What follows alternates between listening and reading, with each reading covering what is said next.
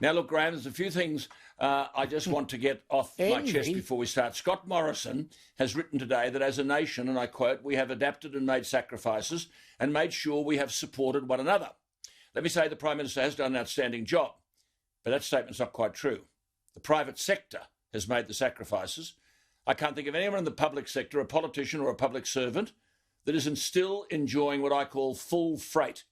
Every cent they were earning before coronavirus, they're earning now. So make no mistake, the private sector has been smashed.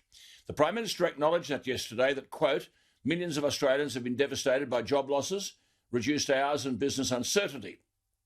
Well, he's not wrong there. But he said ominously, we face the greatest economic shock in 90 years. He also said we are no more immune than we were 3 months ago. Now, here is the rub. You can only become immune with a vaccine, which we don't yet have, or you get this coronavirus. Let me repeat, because I regard the current situation as completely out of control. Madness has taken over. Bureaucrats are running the show. The government is dominated by advisors, who, as one of my listeners has said today, quote, all are drones and have no commercial clue, and you wouldn't put them in charge of anything. Make no mistake, and let's not pretend otherwise, the economy has been smashed. When Prime Minister Morrison held a press conference on Sunday, March 15, as I said last night, at what he called an historic gathering of the first ever National Cabinet, he made this observation, and I quote, the truth is that while many people will contract this virus, it's clear, just as people get the flu each year, it's a more severe condition than the flu, but for the vast majority, around 8 in 10 is our advice, he said, it'll be a mild illness and it will pass. However, for older Australians and those who are more vulnerable, it's a far more serious virus, and that is our concern, he said. Our aim in all of this is to protect the most vulnerable, the most at risk. Well, it's even worse or better than that, depending on how you look at it. Just take today.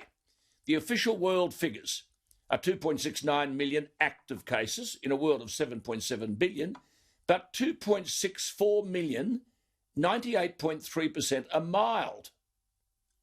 So what the hell is all this alarmism? Everyone must social distance, so presumably the Opera House will never open again. You can't make a quid with every second seat empty, and there can't be anyone in the row in front of you because that row is too close to the one you're sitting in. I noticed Qantas are saying they won't be social distancing in their planes. Well done.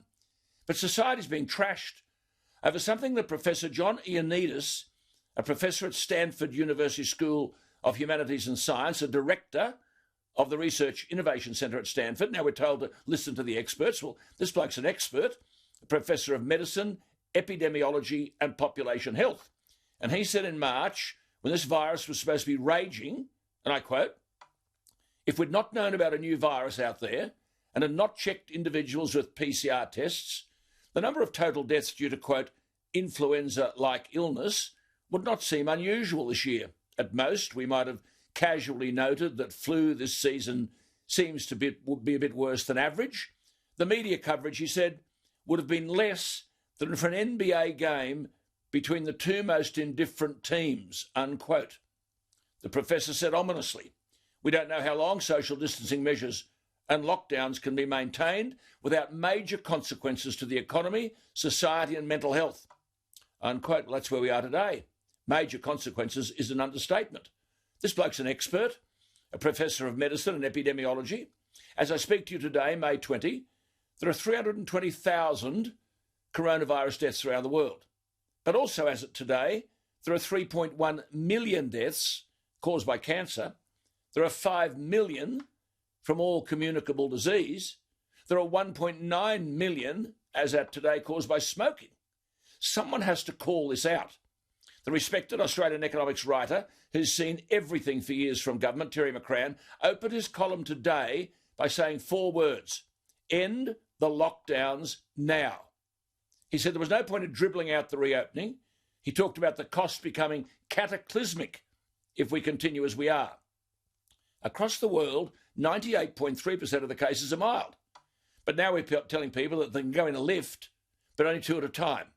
So it could take people 2 to 3 hours to get into their office, if it is an office in Australia Square in Sydney, which houses 2,500 workers. Work it out, 2 at a time.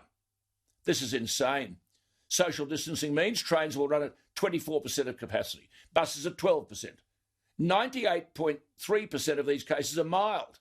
The Prime Minister's own words: for the vast majority of people, it will be a mild illness and it will pass. Can politicians stop listening to ego-tripping advisors and lead? Exercise some common sense. What are the qualifications of people like Dr. Jeannette in Queensland, who she decides that the borders can't be opened, not the Premier? What medical experience does she have? Has she spent 30 years in administration? How does her expertise stack up against Professor Ioannidis, a professor of medicine and epidemiology at Stanford University, who says, with lockdowns of months, if not years, life largely stops. Short-term and long-term consequences are entirely unknown, and billions, not just millions of lives, may eventually be at stake. Believe me, this is where we are today. Businesses without a business, people without a job, families cooped up, their children prevented from going to school. People can't go to Queensland for a holiday. Does anyone imagine that this madness is not damaging society? We can't go on the way we are. The public are angry, and rightly so.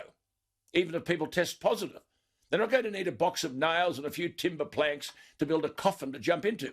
98.3% of the cases are mild.